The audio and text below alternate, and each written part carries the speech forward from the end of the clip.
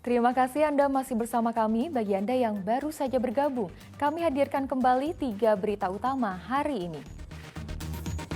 Hujan deras di Kabupaten Serdang Bedagai membuat puluhan rumah kembali terendam banjir.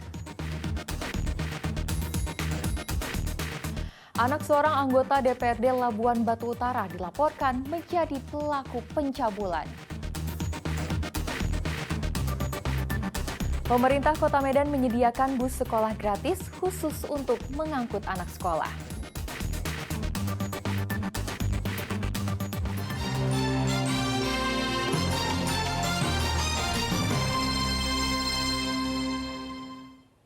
Kita ke informasi selanjutnya. Persidangan kasus kerangkeng manusia milik Bupati Langkat nonaktif terbit rencana perangin angin yang kembali digelar di Pengadilan Negeri Stabat, Kabupaten Langkat.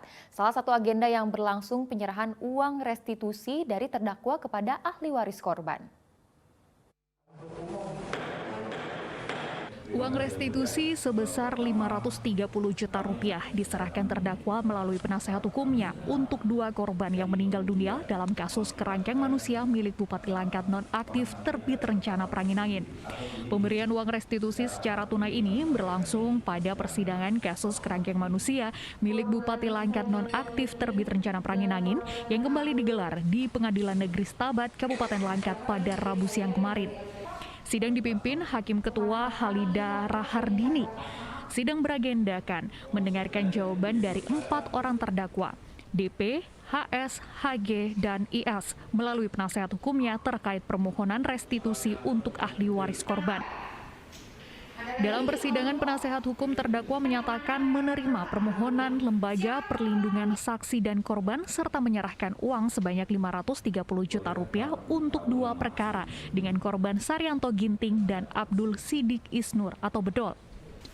Majelis Hakim kemudian memanggil pihak LPSK dan ahli waris kedua korban di dalam persidangan serta menyaksikan secara langsung penyerahan uang restitusi dari kuasa hukum terdakwa kepada Panitera Pengadilan Negeri Stabat di depan Jaksa Penuntut Umum dan Majelis Hakim. Majelis Hakim juga menjelaskan bahwa uang restitusi ini baru bisa diserahkan kepada ahli waris korban jika kasus pidana yang menghilangkan nyawa korban tersebut sudah berkekuatan hukum tetap atau inkrah. Itu merupakan hal yang baik dan menurut kami itu niat baik daripada terdakwa dan kami akan mempertimbangkan itu. Apakah akan berpengaruh ke penuntutan nantinya? Pastinya akan mempengaruhi kepada penuntutan nantinya. Demi hukum tersebut, kami dari penasihat hukum terdakwa mengabulkan permohonan yang diajukan oleh LPSK melalui kejaksaan yang atas 2 berkas atas nama almarhum Abdul Sidik dengan Saryanto itu masing-masing 265 sehingga totalnya 530. Persidangan rencananya akan kembali digelar pada 9 November 2022 mendatang dengan agenda pembacaan tuntutan. Muhammad Hamdani melaporkan dari Kabupaten Langkat. Terdakwa kasus penipuan investasi bodong opsi biner binomo Fakar Suhartami alias Fakarich dijatuhi hukuman 10 tahun penjara dalam sidang putusan di Pengadilan Negeri Medan. Vonis ini lebih berat dari tuntutan jaksa yang menuntut Fakarich dihukum 8 tahun penjara.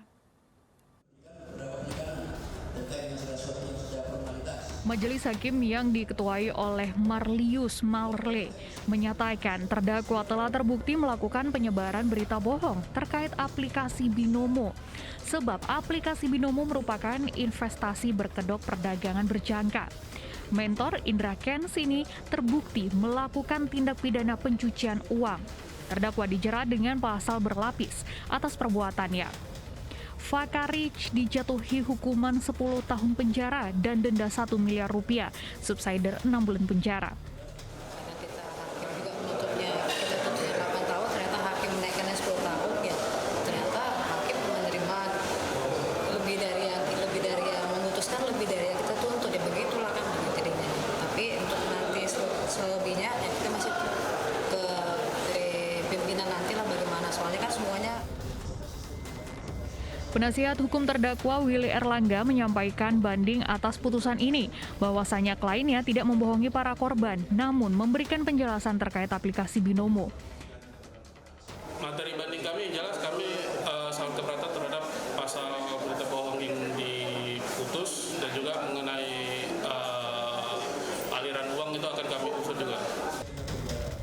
Aset terdakwa akan disita untuk kemudian dikembalikan kepada para saksi korban secara proporsional.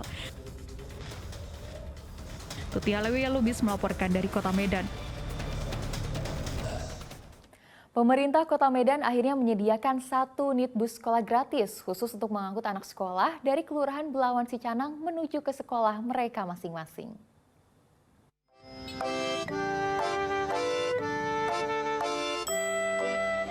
Pengoperasian 1 unit bus sekolah gratis yang membawa pelajar menuju sekolah berangkat dari lapangan Sicanang, lingkungan 12, Kelurahan Belawan Sicanang, Kecamatan Medan Belawan, Kota Medan. Bus sekolah dengan kapasitas 20 orang biasanya membawa para pelajar dari tingkat SD, SMP, dan SMA yang kemudian beroperasi sebanyak 2 kali dalam sehari. Kita mendapatkan 1 unit bus sekolah gratis dari Bapak Wali Kota Medan yang bertujuan untuk mengangkut anak sekolah yang bersekolah dari dan keluar daripada Kelurahan Belawan Sicanang. Dan masyarakat di sini juga terbantu sekali karena itu merupakan aspirasi dari masyarakat di Kelurahan Belawan Sicanang terkait atas kenaikan harga BBM yang mengakibatkan kenaikan ongkos bagi anak sekolah. Sehingga bus sekolah ini diharapkan sekali sangat membantu bagi anak-anak kita yang bersekolah agar tidak menambah biaya untuk pengeluaran ongkos. Orang tua siswa, Munar, berharap armada layanan bus sekolah gratis ini bisa ditambah agar semakin banyak siswa yang bisa terangkut dalam antar jemput sekolah. Untuk anak ongkosnya kan berkurang kan gitu ya kan. Jadi yang susah-susah kan jadi bisa datang kemari tertolong lah ya kan gitu. Adanya bus ini yang terjemput kan gitu. Harapan ke depannya seperti apa? Ya kalau bisa selamanya.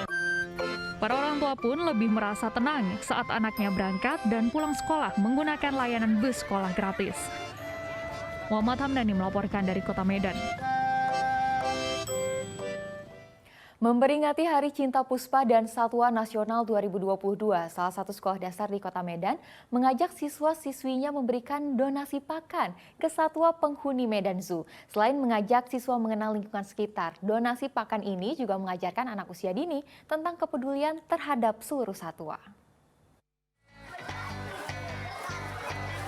Donasi pakan senilai 16 juta rupiah lebih.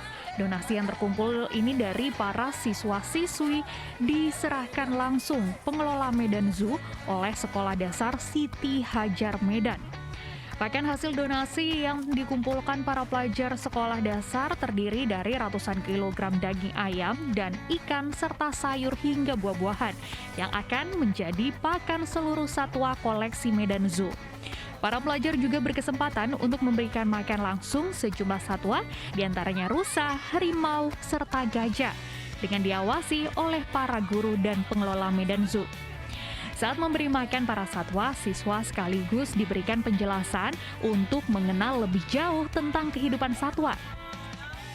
Kita menanamkan juga multiple intelligence kepada anak-anak di sini bahwa semua anak-anak itu juga harus bisa menghargai ciptaan Tuhan. Jadi bukan hanya makhluk hidup dalam bentuk manusia saja. Karena kita juga butuh hewan. Nah, ini dalam satu usaha kita menyadarkan kepada anak-anak bahwa hewan itu juga berhak untuk hidup dan kita juga bertanggung jawab untuk ikut memelihara dan melestarikannya.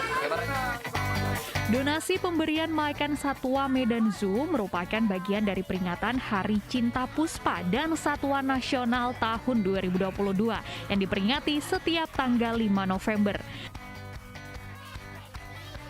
Tutia Lewia Lubis melaporkan dari Kota Medan. Informasi tadi mengakhiri berita Medan hari ini. Saya Tia Anissa, berterima kasih atas perhatian dan kebersamaan Anda. Selamat beraktivitas dan sampai jumpa.